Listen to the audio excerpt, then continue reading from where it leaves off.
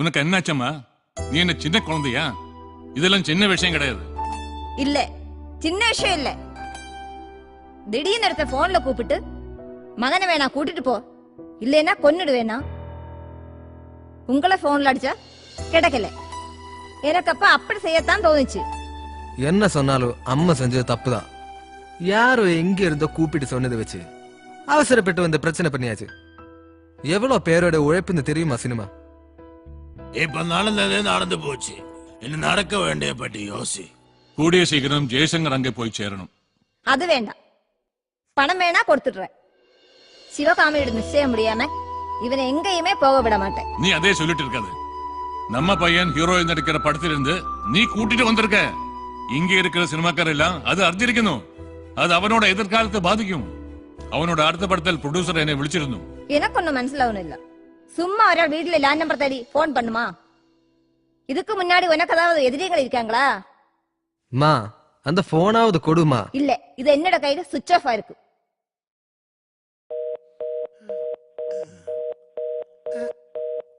ബെല്ലുണ്ടോ? Switch ഓഫാ. ഇനി എന്ത് ചെയ്യും സാറേ? ജയശങ്കർ ഇല്ലാത്ത സീനുകളാണ് ഇപ്പൊ എടുത്തുകൊണ്ടിരിക്കുന്നത്. ഒരു മാസായി ഷൂട്ടിംഗ് പകുതി കഴിഞ്ഞു. അതുകൊണ്ട് നായകനെ മാറ്റി പുതിയ നായകനെ വെക്കുന്ന പ്രശ്നമില്ല. സിനിമയല്ലേ, ഒരു സീരിയലാണെങ്കിൽ ഒരു ഫോട്ടോ വെച്ച് മാലയും തൂക്കി അവസാനിപ്പിക്കാം. കഥയിൽ എന്തെങ്കിലും മാറ്റം വരുത്താൻ സാധിക്കുമോ? സാധ്യമല്ല. ഓർഡർ അനുസരിച്ചല്ലോ ഷൂട്ടിംഗ് നടക്കുന്നത്. എങ്ങനെയെങ്കിലും അയാളെ കോണ്ടാക്ട് തിരിച്ചു കൊണ്ടുവരാൻ നോക്ക്. പോലീസിനൊന്ന് പരാതിപ്പെട്ടാലോ? ഒരു പ്രയോജനവും ഇല്ല. ഒന്നാമത് തമിഴ്നാട് മാത്രല്ല, ആ പയ്യന്റെ അച്ഛൻ അവിടെ വലിയ ഗൗണ്ടറാ. ഏതായാലും ഷൂട്ടിംഗ് നിർത്തി വെക്കാൻ പറ്റില്ല. അത് വലിയ നഷ്ടം സംഭവിക്കും. തമിഴ്നാട് സിനിമയായിട്ട് ഞാൻ ബന്ധപ്പെട്ടിട്ടുണ്ട്.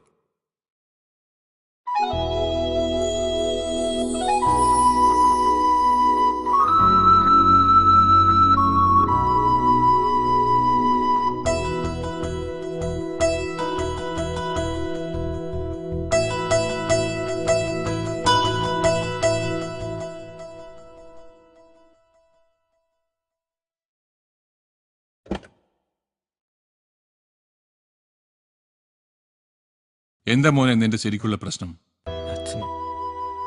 എനിക്കറിയില്ല അച്ഛാ. നിന്റെ അമ്മ വെറുതെ ഇങ്ങനൊരു അബദ്ധം കാണിക്കില്ല. ഫോണിലൂടെയുള്ള സംസാരമാണ് അമ്മയെ ചൂടുപിടിപ്പിച്ചത്. അതുകൊണ്ടാണ് ചാടി പുറപ്പെട്ടത്. നീ അവിടെ ആരെങ്കിലുമായി വാക്തർക്കമോ മറ്റെന്തെങ്കിലും പ്രശ്നം ഉണ്ടായോ? അത് അങ്ങനൊന്നും ഇല്ല അച്ഛാ.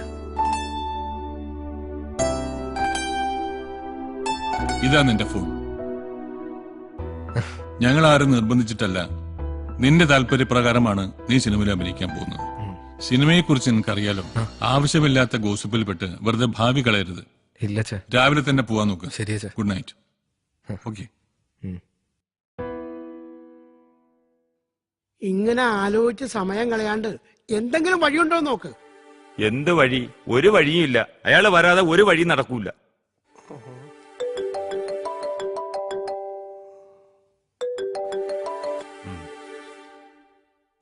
ഹലോ, ആര്? ജയശങ്കറോ? ജയനപ്പ എവിടെയുണ്ട്? വീട്ടിലാണോ? അന്നു മുതൽ ഫോണിൽ ട്രൈ ചെയ്യുന്നുണ്ടായിരുന്നു. അതെയോ? Okay Jayashankar, bye. എന്തു പറഞ്ഞു? ജയശങ്കർ രാവിലെ അവിടുന്ന് പുറപ്പെടും. എല്ലാം വന്നിട്ട് പറയാന്ന്. സരസ, അയാള് സേഫ് ആണെന്ന് സ്റ്റേഷനിൽ അറിയിക്കണേ. സമാധാനായി. അപ്പൊ ഓക്കെ.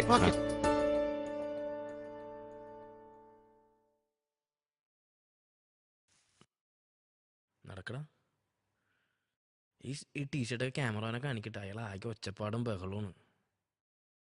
എന്താ എന്നെ ഇങ്ങനെ വിഷമിച്ചിരിക്കുന്നത്? ജയശങ്കർ വരും. ആർക്ക് വിഷമം? എനിക്കോ? ഞാൻ റെഡിയായി. മേക്കപ്പ് ഇട്ടാ മതി. നമ്മുടെ ഹീറോ എത്തിയില്ലല്ലോ. എത്തും. ജയശങ്കർ വിളിച്ചിരുന്നോ? ഇല്ല. പിന്നെ എന്റെ മനസ്സ് പറയുന്നു. സത്യത്തെ ഞാനിന്ന് ഇവിടെ വരണ്ടാന്ന് വിചാരിച്ചിരുന്നതാ.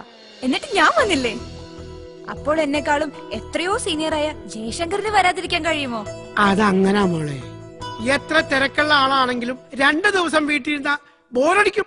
ഓടിയെത്തൂലേ ലൊക്കേഷനിലേക്ക്. ഹീറോ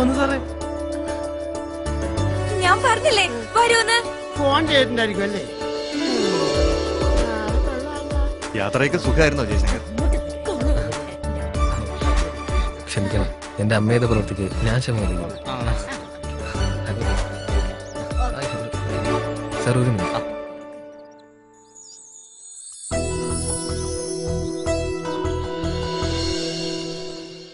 ഇതിരിക്കട്ടെ, എന്റെ അമ്മയുണ്ടാക്കിയ നഷ്ടത്തിന് ഒരു പരിഹാരമായിട്ട്. ഈ തുക എത്രയായിരുന്നാലും ഞാനിപ്പോ വാങ്ങുന്നത് കടമായിട്ടാണ്. അത്രയ്ക്ക് ആവശ്യങ്ങളുണ്ട്. ജയശങ്കറിന് ഇന്ന് അഭിനയിക്കുന്നതിന് എന്തെങ്കിലും ബുദ്ധിമുട്ടുണ്ടോ? ഏയ്, ഞാനിതാ റെഡി. മേക്കപ്പ് ഇട്ടാ മതി. Same dialogue. തേയിലത്തോട്ടത്തിലൂടെ നടന്നു വരുന്ന ലക്ഷ്മി, ലക്ഷ്മിയെ കാണുന്ന വിനോദ്. വിനോദ്, നീ എന്താ ഇവിടെ നിൽക്കുന്നേ? എന്താ എന്നെ ഡയലോഗ് കാണാതെ പഠിക്കുകയാണോ? അല്ല ഏട്ടാ, വായിക്കുമായിരുന്നു. എന്ത് തോന്നുന്നു അന്നയുടെ അഭിനയത്തെ കുറിച്ച്? അതിന് മറുപടി പറയേണ്ടത് ചേട്ടനൊക്കെ തന്നെ. നല്ല ഫ്യൂച്ചർ ഉണ്ട് അന്നയ്ക്ക്. വേറെ എവിടെന്നെങ്കിലും ചാൻസ് വന്നിട്ടുണ്ടോ? എങ്കിൽ ചേട്ടനൊക്കെ അറിയാതിരിക്കോ? എനിക്ക് 1-2 എൻക്വയറി വന്നിരുന്നു. ഇത് കഴിയട്ടെ എന്ന് ഞാൻ പറഞ്ഞു. അടുത്ത പടത്തിന് എഗ്രിമെന്റ് വെക്കാമല്ലോ. അന്ന് അച്ഛനെ ആ നടി ഇൻസൾട്ട് ചെയ്തപ്പോ പെട്ടെന്ന് കയറി പറഞ്ഞതാ. പിന്നെ അല്പ അഭിനയമോഹം ഉണ്ടായിരുന്നു. ഈ സിനിമ വിജയിക്കണം, അത് എന്റെ കൂടെ ആഗ്രഹമാണ്. വിജയിക്കും, അത് ഉറപ്പാ. അതിന് ഒരു സംശയവും വേണ്ട. മോൾ ഇത് വാങ്ങും. ഇത് ഞാൻ അന്ന് തന്ന ഓർണമെന്റ്സ് അല്ലേ? അതെ, എല്ലാ ഐറ്റവും ഉണ്ടെന്ന് നോക്ക്. അതിരിക്കട്ടെ, എവിടുന്ന് ഇത്രയും കാശ് കിട്ടിയത്? അതൊരാള് തന്നതാ. ആര്? പേര് പറയാൻ മടിക്കുന്ന ജയശങ്കർ എന്നുള്ള ചെറുപ്പക്കാരൻ. അത് ശരിയാവില്ല. നമ്മളിത് അയാൾക്ക് കൊടുത്ത പേയ്മെന്റ് അല്ലേ? ആ പേയ്മെന്റ് അയാൾ തിരിച്ചു തന്നു. അയാൾക്ക് സിനിമ തീർന്നിട്ട് കാശ് കൊടുത്താൽ മതി എന്ന് പറഞ്ഞു. എന്താ കുഴപ്പം? അയാള് കാശിന് വലിയ ആർത്തിയുള്ള നടനൊന്നും അല്ല. ശരിക്കും അയാളുടെ അച്ഛന്റെ ആഗ്രഹമാണ് മകനെ സിനിമ നടനാക്കാൻ. പുള്ളി തമിഴ്നാട്ടിലെ പെരിയ കൗണ്ടറല്ലേ? എങ്കിലും സിനിമ തീരുമ്പോ നമ്മൾ അയാളെ സെറ്റിൽ ചെയ്യും. അന്നയുടെ സ്വർണം പണയം വെച്ചാണ് ജയശങ്കറിന് കാശ് കൊടുത്തെന്ന് പറഞ്ഞപ്പോൾ പുള്ളിക്കാരന് വലിയ സങ്കടമായിപ്പോയി. സിനിമയിൽ ഇത്തരം ആൾക്കാർ വളരെ കുറവാണ്. ഇത് മാത്രമേ കിട്ടുള്ളൂ. എന്നാലും ദിനേശനൊന്ന് സംസാരിച്ചു നോക്ക്. ഇവിടത്തെ കാര്യം എനിക്ക് അറിയാവുന്നല്ലേ സാറേ. പറയാണ്ട് തന്നെ ഈ കാര്യം ഞാനവിടെ സംസാരിച്ചു. ഡയറക്ടർ എന്റെ മുന്നിൽ വെച്ച് എന്നെ അയാളെ വിളിക്കുകയും ചെയ്തു. സാറേ, എന്താ ദിനേശ? ഞാൻ ഒരു കാര്യം പറഞ്ഞ സാർ ചെയ്യൂ? എന്താ? സാറ് നമ്മുടെ ആന്റണിയോട് കുറച്ച് കാശ് കടം ചോദിച്ചാലോ? അയാളുടെ കയ്യിൽ എന്തായാലും കാണാണ്ടിരിക്കൂല. ഒരിക്കൽ ഇറങ്ങിത്തിരിച്ച് നഷ്ടങ്ങൾ ഉണ്ടായതാ. അതൊന്നും ശരിയാവില്ല. അത് സാറിന്റെ കൂട്ടുകാരനല്ലേ?